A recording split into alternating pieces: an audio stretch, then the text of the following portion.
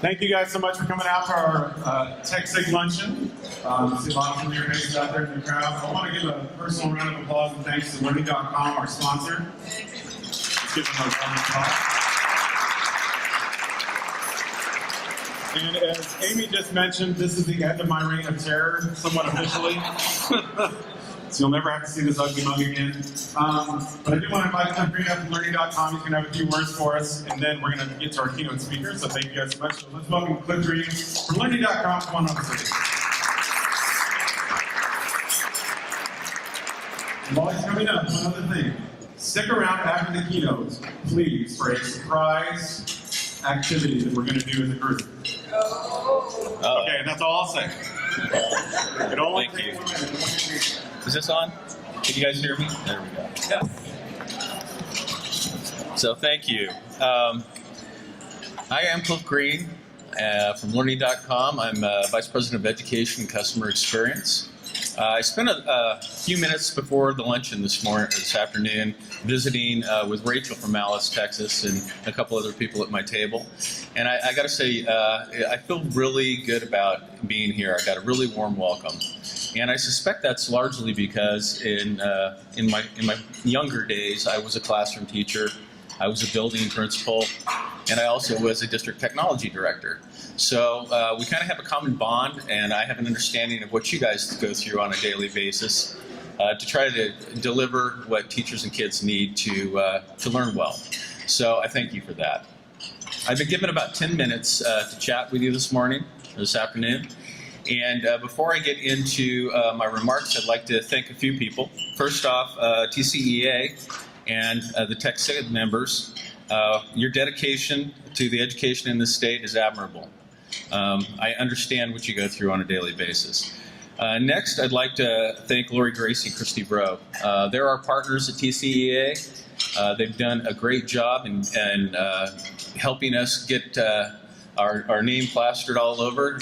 We've been down to the convention center. We have a great booth down there, booth 917. And I'd like to thank them for their leadership. And last but not least, Scott Floyd for his leadership over the last year as president of TECSIG. I met Scott earlier on this afternoon. He's a great guy. And we all know that when you take over a presidency of an association or a group like this, that it takes a little bit of extra time out of your life. So I'd just like to thank him for doing that. So I understand that later on we're going to hear from Brad Fountain from Discovery. He is going to be speaking to you on the importance of leadership and digital literacy. I'm looking forward to that. I think it's going to be a real treat. The goal of preparing our students for success in college and career is an admirable one. Helping them develop critical 21st century skills is an important job, and we shouldn't take it lightly. We'll give you some statistics here. In 2013, 57% of high school graduates did not meet college and career readiness benchmarks. So you do the math, only about 40% of our kids are meeting the bar. Graduates today need 21st century skills to be able to learn effectively and live productively. These skills include creativity and innovation, critical thinking and problem solving, communication and collaboration, technology operations and concepts, research and information fluency, and of course, digital literacy.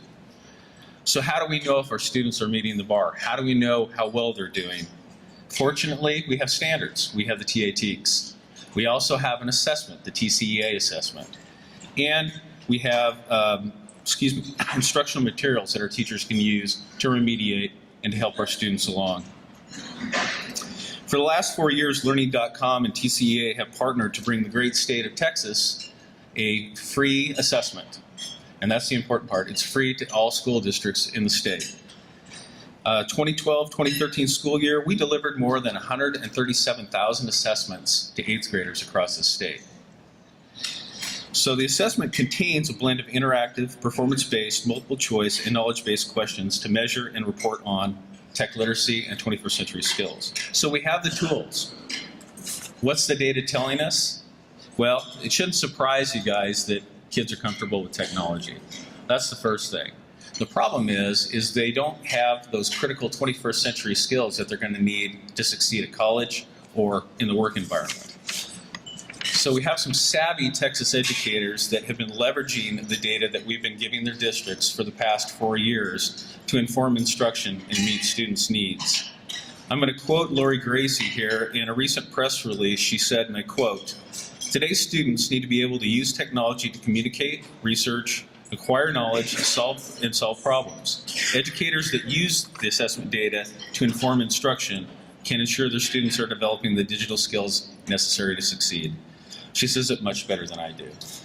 So, how do you learn more about this no-cost TCEA assessment? Well, there are a couple of ways.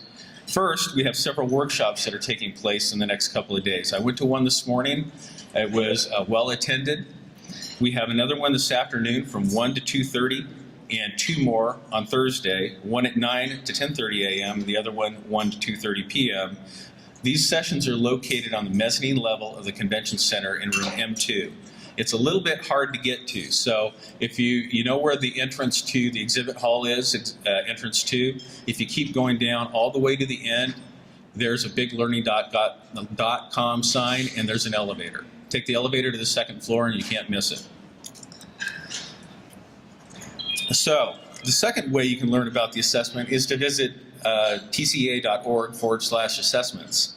And you can learn about the deadline that the participation deadline, and that's an important piece. The deadline for participation is February 14th, which is what day? Valentine's Day. Good. So you think of something that's most near and dear to your heart, think about TCEA, a free assessment, Valentine's Day. That's the deadline. So that's how to remember that. In addition to the tech literacy assessment, Learning.com has been delivering TA TEC's curriculum in Texas since 2002. This year, as part of Proclamation 2014, we are excited to be rolling out an all-new TA TEC's curriculum called Inquiry. Inquiry takes a project-based approach to integrating the TA TECs into core instruction. Inquiry is a K-8 product. It's been adopted by TEA, and it's the only solution in Texas that's been adopted at 100% at all grade levels. And that's important. So before I close my remarks, I wanted to take a few minutes and talk about time.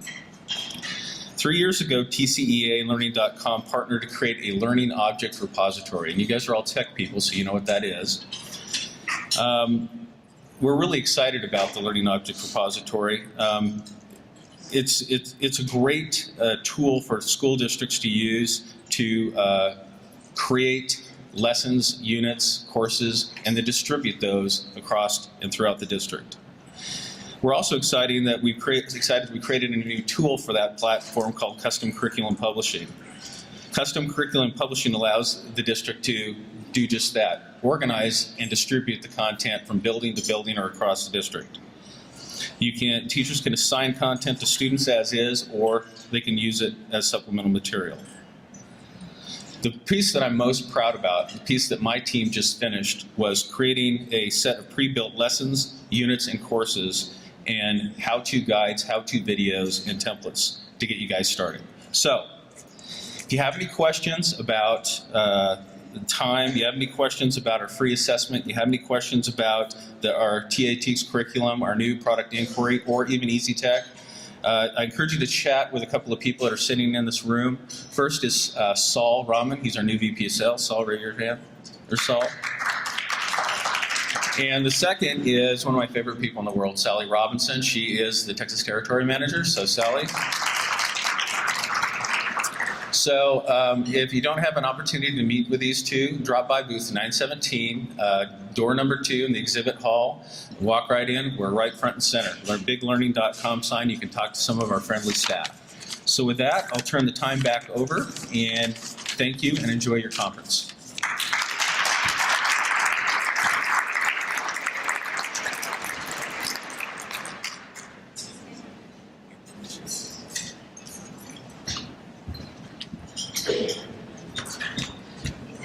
Learning.com is a great sponsor and supporter of everything we do in TCEA, it seems like, especially with TCEA TEC. The student assessment, I was going to bring that up as well. I'm glad you did.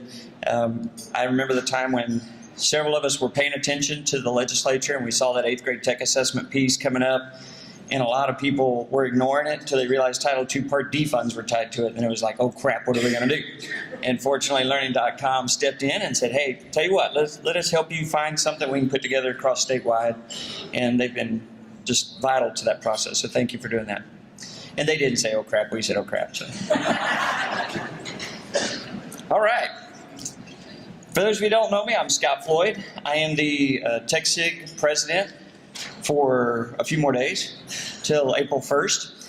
And I'm following, I'll be going into the past president part of this. I've tried to learn as much as I can from Carl Hooker. He's got 4 kids, I've got 1, so I'm going to adopt another. I'm trying to catch up with him. I'm just going one at a time, see how it goes. But we'll have Amy Meyer. You want to stand up and raise? Mayor. I do that every time. Amy Mayer. I do that every time, though, don't I? She has permission to call me Floaty, so it doesn't matter. It's all Amy Mayer. You should change it to Meyer. Everybody calls it that anyway. Yeah. Anyway, Amy Mayer will be, and we even had a deal built up in the head, so we were calling her the Mayor, so we'd remember this. And I've messed it up. She'll be following it as the president starting April 1st. If you haven't noticed, the March meeting is going, we usually meet in April. We're moving it back a little bit. We'll be meeting at the last week of March. And it's the holiday, was it Holiday in Midtown? Is that the name of that one? Okay. Yeah. So anyway, just be on the lookout for that. We'll send out information. The listserv's back up and running. There we go. Hopefully everybody's enjoying the use of that. I know I've already gotten several great things out of it, including a few chuckles. So keep using that tool, and we will send out the information for our March meeting on that list. All right, that being said, let me make sure he hasn't replied and added more. Okay, he has not. We have Brad Fountain and as our keynote speaker today. And you remember we had Dean Shareski and Steve Dimbo last year. And I asked Dean, who knows Brad pretty well, I said, why don't you send me your version of Brad's bio? So this is what I got. He likes to run, has a really cool GoPro camera, and knows a lot about science. How's that? So, what that tells me is he's got something on Dean, because Dean doesn't play that nice with everybody. So I'll figure out what that is, because I'd like to know. That would be great. But let me give you his real bio. Brad is a former teacher and school administrator from North Carolina. He and his students were part of the first online initiatives for education, including MayaQuest. Or is it MayaQuest? Because I apparently got the... okay. Just want to check. He was leader in the Model Technology School in North Carolina in 2003. He is married to an educator, same as me, and father of 2 school-age children. About to be me, because I've got 1 now. He currently works for Discovery Education as the Director of Instructional Implementation and leads the Techbook initiatives for Discovery Ed. In his spare time, he travels and competes in triathlons. That's where the running comes in. And where he simply tries to survive the swimming section. Do you swim with floaties or close to that? Yeah, I understand it. And then it ends with sent from my iPhone. So, Brad Fountain.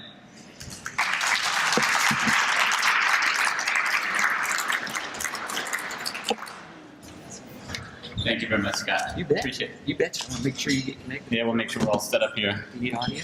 Yeah, if you don't mind, we'll plug in the audio here. Up around. So it didn't I fall. thought he was going to wrap around my neck for a minute. Keep it close. That's right. All right, let's see if that's going to play nice today, if we're going to not play so nice today. We're going to play nice today, I think, yes. All righty. So first off, thank you guys, and thank you to TCEA for giving us a chance to kind of talk to you guys today. Even though I'm part of Discovery Education, you're not going to see me go into a lot of Discovery Education content. The whole point of what I want to talk to you about is kind of what it means to be a leader in this digital world we're living in. I know a lot of folks here, from what I've talked to and talking to folks that are here, your district technology folks, your curriculum folks, any school administrators out there? No school administrator, a couple, okay. District administrators. So we're going to talk to it from that kind of perspective. And one of the key things, coming from my background, is that, as Scott mentioned, I'm a former classroom teacher. My first experience ever, and this will come up in a minute, is teaching. Back in 1992, I was hired out of college, and I was dropped into a 3-4-5 multi-age classroom as my first teaching experience. And I figured, if I can survive that, I can survive just about anything. My wife reminds me every day what it's like to be a classroom teacher, keeps me nice and grounded, and is really that great wife and spouse that we all love to have that says, that'll never work. If you have a great idea and she'll tell you, that will work, that'll never work. She's that person for me. And I see it for my kids. What's been amazing for me from my perspective is that as I'm having these, as my own kid, I have a 9-year-old, I have a 5-year-old, a 6-year-old, 2 weeks ago, 6. I keep getting that wrong. Yeah. And he'll remind you every time you get a chance to do that, he'll give you a chance to remind me. I have a 9-year-old and a 5-year-old. I'm a geek. Self-admitted. I own it. I'm okay with it. I played with computers since 1978. Anybody else in that range? First computer, 78. Had an Apple II, not a 2 Plus, not a 2E, just a 2. And was playing with computers back then. Loved it. Absolutely fell in love with the whole atmosphere and the world around it.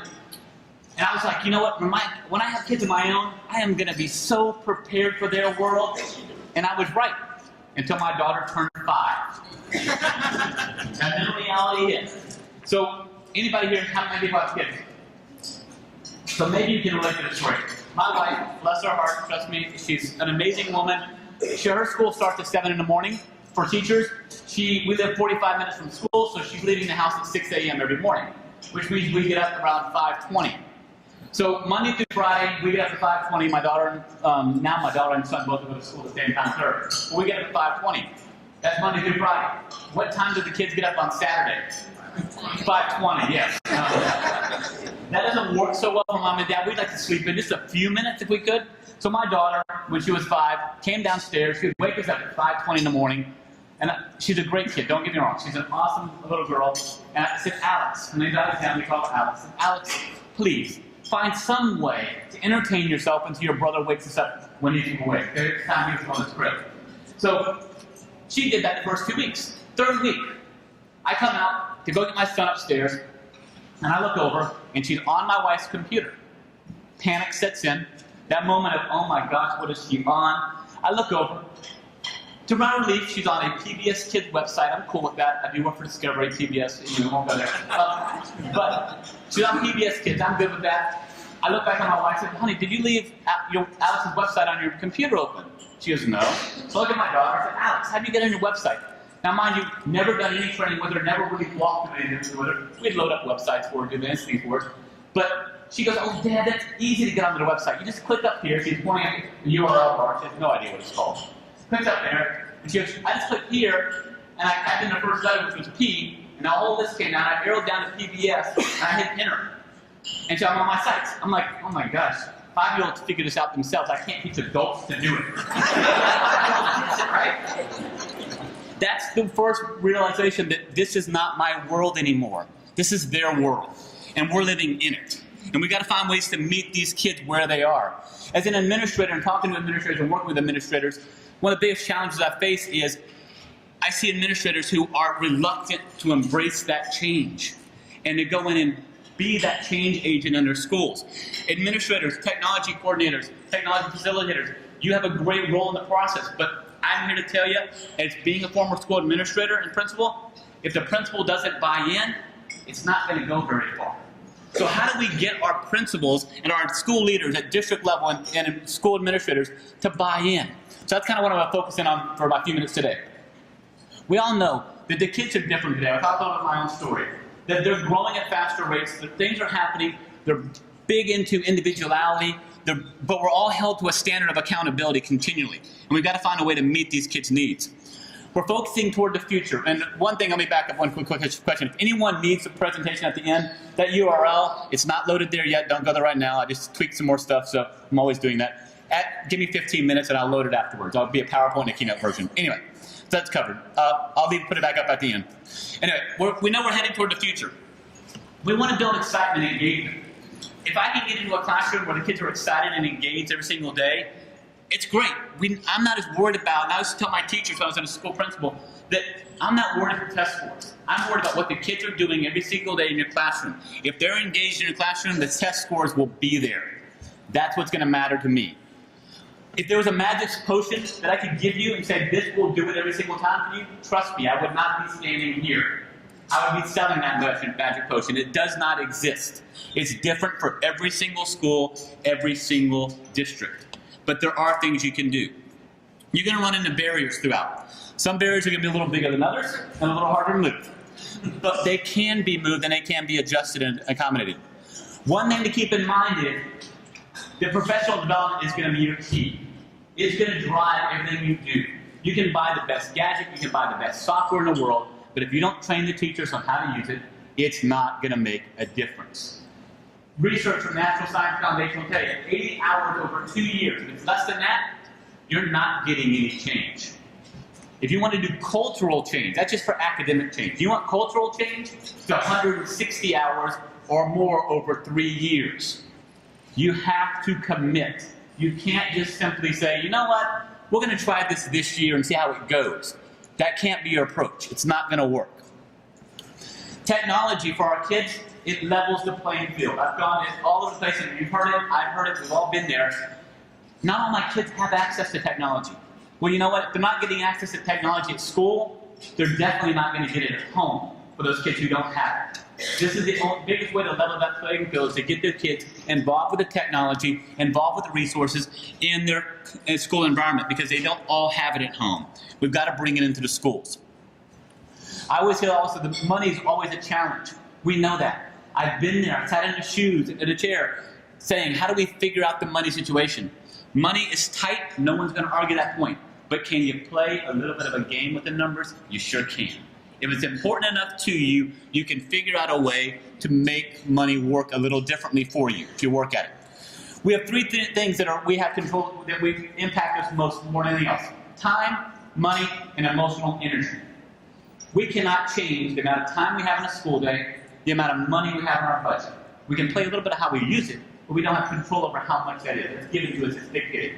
What we can control is the emotional energy we and our teachers invest. And you've got to invest it in your teachers, and you've got to invest it in yourself, and you've got to invest it in your school in order to make these changes. Things that are happening now, and maybe some of these, what's some of the things you're facing every single day, are big programs you're hearing right now in the state of Texas? What a big change or initiatives are happening that are being pushed around? Anything?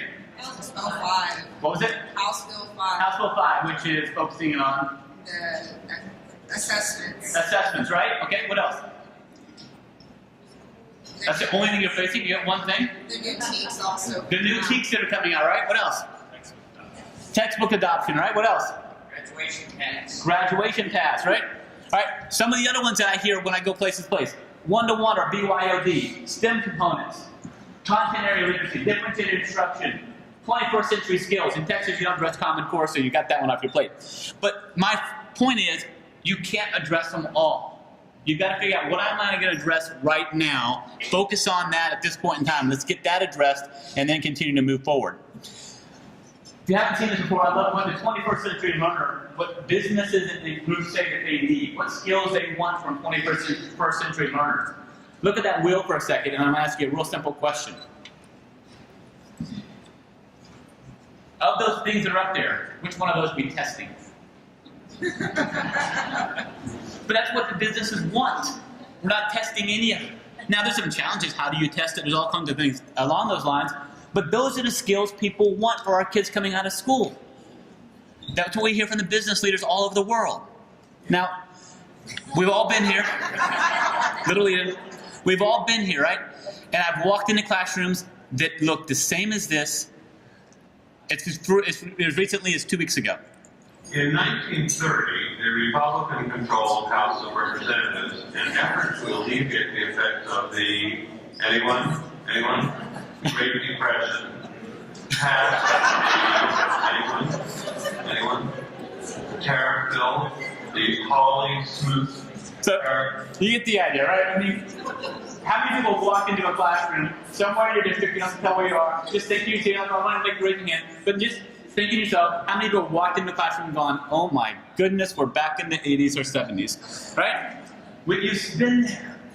And my challenge to people, whether you're in your role you are now, is working with technology, or whether you're a school administrator or superintendent, is we've got to be the agent of change. We've got to help that teacher become a better teacher. We've got to give them the resources, but more importantly, give them the training. The thing that also fascinates me, if you look at the budget, the way money and time and energy is used, when you're putting up a new initiative, 80% of your resources, between time, money, and energy, are put at the launch. 20% of it is put towards supporting it long term. Right? That's completely backwards. We've got to flip that on its head, where 20% of our energy, money, and time are invested in launching it, and the rest of the time is built in to support it. If you want it to be successful, that's the way it's going to be built. This doesn't work. You can't say, you know what, I'm going to launch this, and good luck to you. We've all been there. How many people are former teachers in here? How many people remember when something came in your district and you're like, okay, we've got this great new program, here it is, and that's the last you've heard of it, right? And how many of those programs took off? Not a one. I was in teaching, when I was teaching, it was like, let's get computers in every single classroom. So they put in a big initiative in North Carolina to get more and more computers in every classroom. They were great. They collected a lot of dust because no one knew what to do with them. You've got to train teachers, and you've got to provide them the resources to make it work. If you don't get 90% of buy-in from your teachers, it's not going to be successful, or from whatever group you're working with. You have to have 90% buy-in. Now, that doesn't mean all of your teachers, but that means whatever group you're going to use to launch your initiative have to have 90% buy-in. If not, it's not going to be successful within your district. Now, part of that buy-in, this is going to kind of emphasize that buy-in point for you.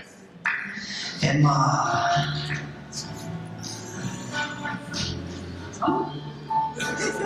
Emma.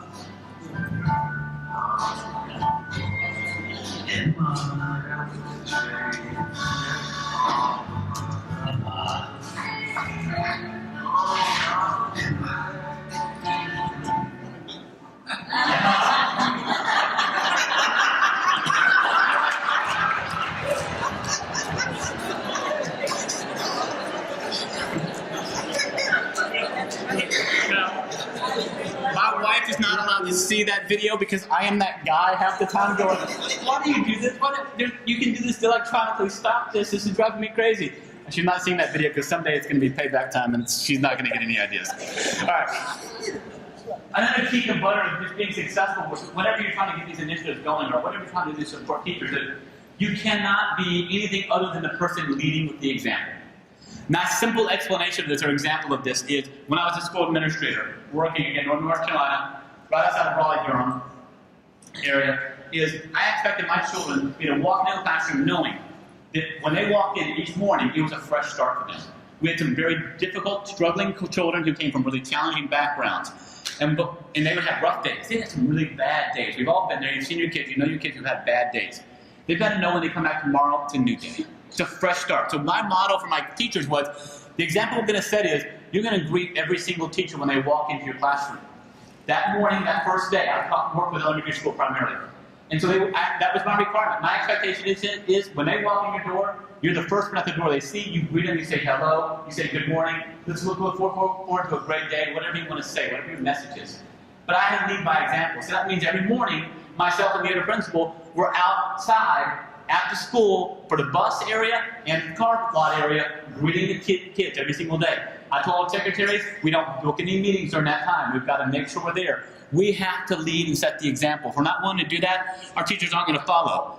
An example of this got viral just the other day. You've probably seen this one if you're on Twitter or Facebook, but I love this. This is a great example of someone setting a great example. So a little background, it's around a school closing that there was messaging they had to send out to the drama teacher and the principal did this together. Hello, students' parents. This is Mr. Detweiler. Here it is, another entertaining school closing message. We just got a call, breaking news, school is closed, sorry parents for another day. Watch out for striking, very striking. School is canceled,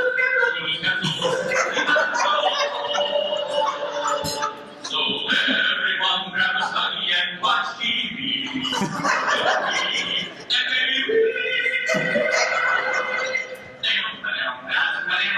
Notice the air guitar.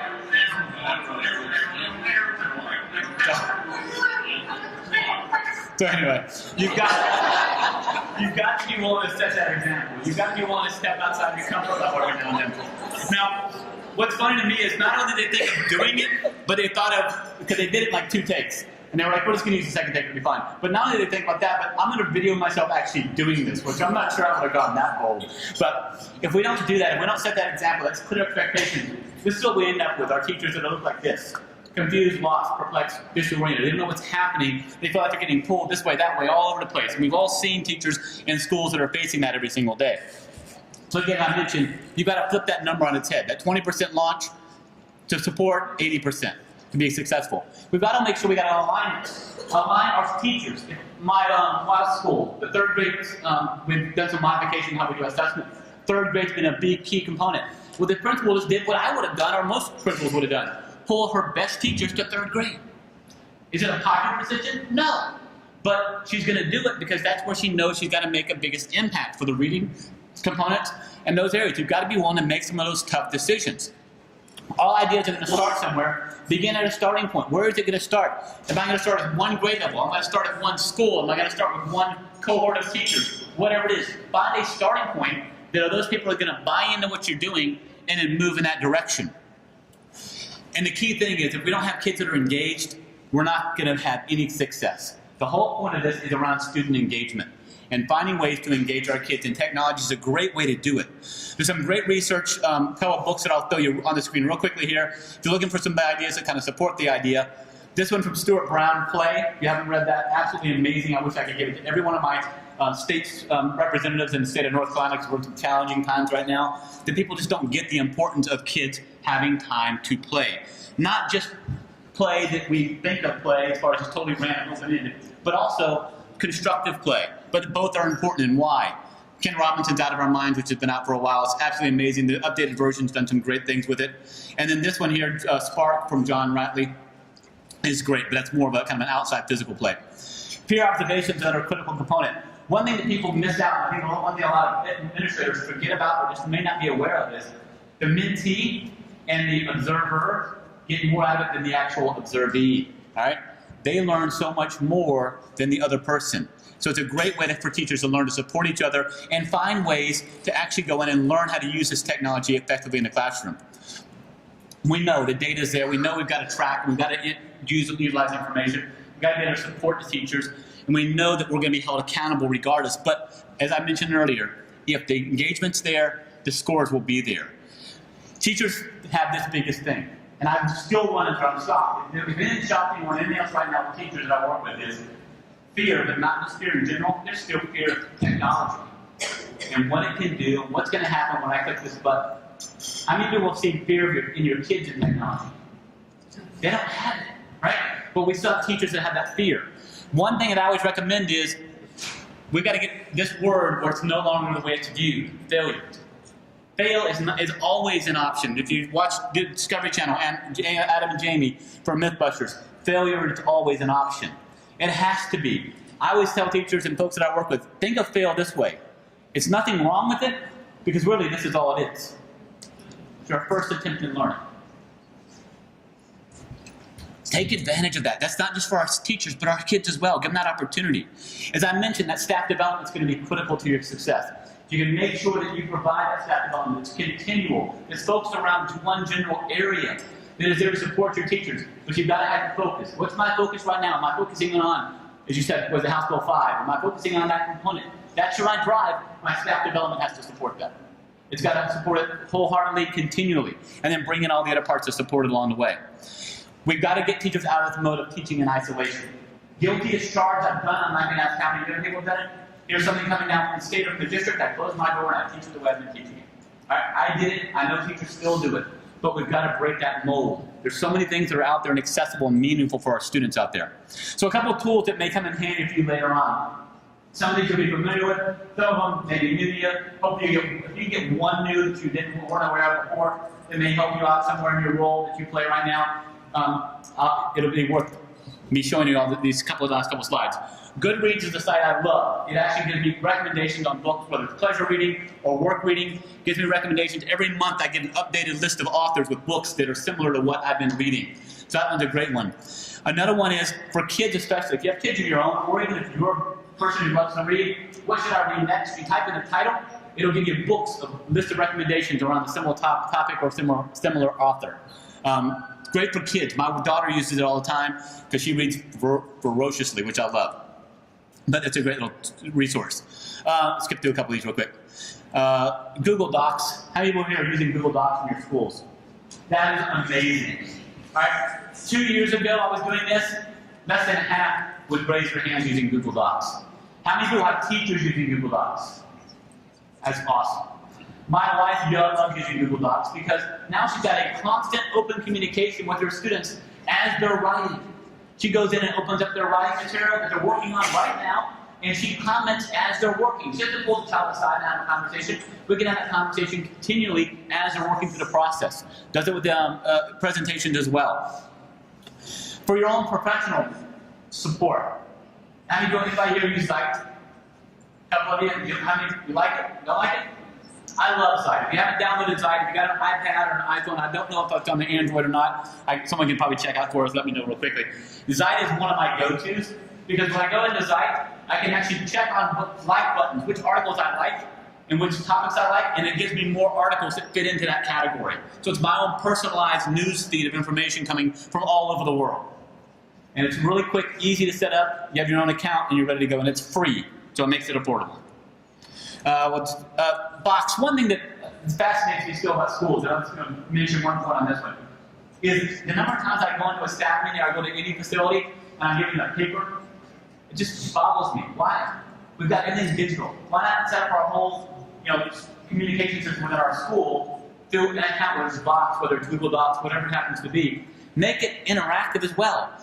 As an administrator, we didn't have the staff meeting set by me. It was set by the staff. We would work together collaboratively on a document.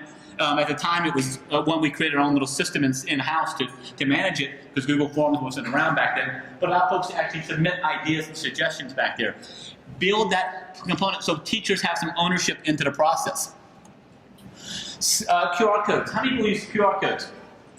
All right. QR codes, great for teaching purposes, but I've seen amazing folks at district level and school administrator use them. One of my favorite recently was a school administrator sends out the school newsletter every week of things coming up, and he put a QR code in the bottom. And if you scan the QR code, it gave you a map to every single event that was going on that week. So it's a quick, easy way for you didn't have to get out 5 pages. We know not all parents have access online, but that QR code gave them all a map to everything they wanted to go to at any point in time. So, and that's just one example. There's tons of ways to use the QR code in there. How many of you are Evernote users?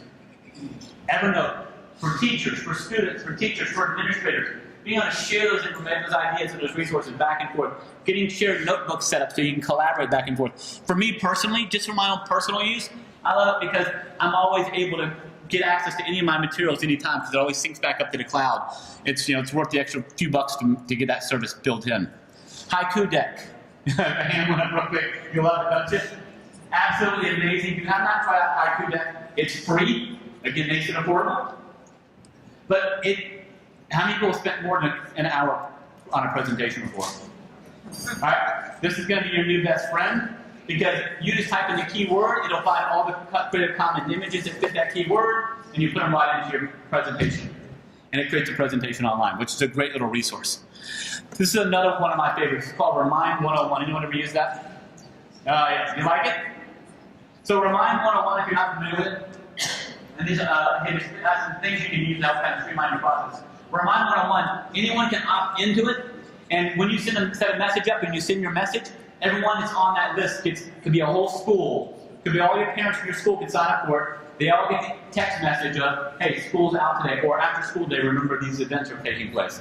So you can send out a really quick, easy, instant messaging system. We'll skip through that one. This one right here, I absolutely love. It's a translator program, and I don't even have my phone over there, so I'll leave it alone for right now.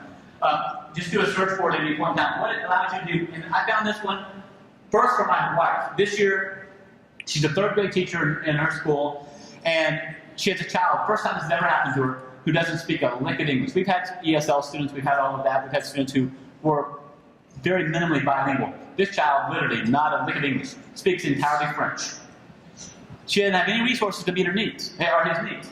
Well, we found that she needed some help, so we started looking for resources that might be able to help him out. And I, as a principal, I was lucky I never ran into a situation. I know I talked to principals in Texas. We've got a lot of different cultures and people moving into Texas who we need to talk to. We can't always talk to the parents.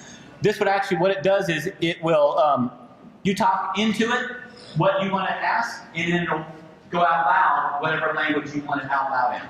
So it actually translates for you. It's much more accurate than Google Translator from what I've found so far. And my wife uses it every single day with that French child, just kind of communicating back and forth. Does a full translation both directions, which is really cool. It's a free app. It's called Translator. Let me go through a couple of last ones. Now we'll leave that one. That one's pretty cool, but we'll leave it alone. Last couple ones, and I'm about out of time, so I want to make sure I honor that these guys. TED, if you're not teachers who are accessing and utilizing TED regularly, they're missing a huge opportunity. TED is like a go-to for a lot of great things. If you've got a math teacher in your district, send them the link, go find it, put it up to them for Dan Meyer. Dan Meyer talking about what math instruction should look like is absolutely amazing. I'm here to tell you, I won't play the whole thing, but Dan Meyer goes into what math instruction should be like and what it should look like. It's an absolutely amazing, worth every minute of your 10 minutes that you're going to have it there. So check that out at some point in time. Last couple ones for you. We're doing a series, how many people are going digital in your district? Looking at going more and more digital, more and more BYOD, getting more devices in the district. We're doing a series, this last, only plug I'll make about Discovery the whole time. It's free, so you don't have to pay anything to do this.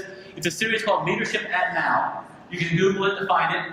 We have presenters from all over the country coming in and doing presentations for us. The next topic is going digital. And how do we do it? What challenges have we faced? And we got two administrators, one from South Carolina, one from Grand Prairie, Texas, who are going to be working together to kind of showcase, how do we do this? What does it look like? We've done it in our schools. Now what is it? What did we go through? What were some of the challenges we faced? And how do we meet the needs of our students and our staff as we went through that? So that's going to be a series. Again, you can search for it on Leadership at Now. It's coming up. It's down the bottom corner. You see it's February 17th. But it's free. It's through Google Hangout. So if you don't have Google Hangout or Google account, go ahead and set up a Google account before then. But you can also watch it live on the site. So that's there. And then the one last, I'm going to share two more fun ones and then I'll let you go. I'll turn it back over. How many people ever need to download a video off the web, right? You ever need to download a clip of a video? You know, a small section of it? Clip Converter CC is one of my new favorites. And what it allows you to do is you put in the URL of what video you want to download, and then you choose which format, and then you tell it, I want you to start at the 1 minute mark, and I want you to stop at the 1 minute 33 second mark, and it'll download that part of the video for you in that file type for you, saving you all that conversion time and all that fun stuff. It's a free site, it's clipconverter.cc. But it's a great little tool. I think I've got one more for you, and then I'll turn you back over. Yep. All right. Last couple slides, and then we'll. Sorry, Scott's probably like, stop now. All right. The last couple key messages. Show you a little different things you can utilize, maybe help you out, get you more successful. The last couple of messages I want to convey to you guys is, as you're doing things within your school district, you have teachers in your schools who are very successful, who have made some really bold statements, bold attempts at doing things. Celebrate every single one of those little successes in your district, but also as much as you can push it out to the media, push it out to the media.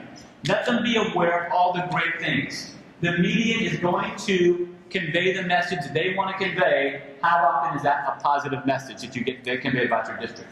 All right? You've got to take control over your messaging. Celebrate your successes. Let people know this teacher's doing an awesome job. Come look at what's happening. Look at the projects the kids created. And if they won't hear the message, put it all over your district website. Let the other teachers see what this great teacher's doing. Celebrate those folks. Teachers recognize the fact that they're being celebrated and that other teachers are being celebrated, and they latch onto that, and they're competitive by nature. They want to be the next person who gets celebrated out there. As I mentioned, take control over your messaging. There's a gentleman, if you want to follow somebody, a gentleman named Tim Lauer, L-A-U-E-R. Tim Lauer is probably the best principal I've ever seen at conveying and making sure he owns his message about his school. If you follow him on Twitter, just at Tim Lauer, and you can ping him, ask him what he does. He'll send you a presentation on how he does it. He's absolutely amazing at making sure he takes control over his media message. Keep your focus. Whatever you've chosen, whatever your district's chosen on to drive your initiatives, to drive your key components, keep your focus on it to be successful. Otherwise, it's not going to continue to live and breathe. I appreciate the time. Hopefully you've got some things you can utilize. Hopefully this is what you were looking for today. And I appreciate the time, and everything that TCEA has been doing, and the folks at learning.com. I appreciate it. Thank you very much.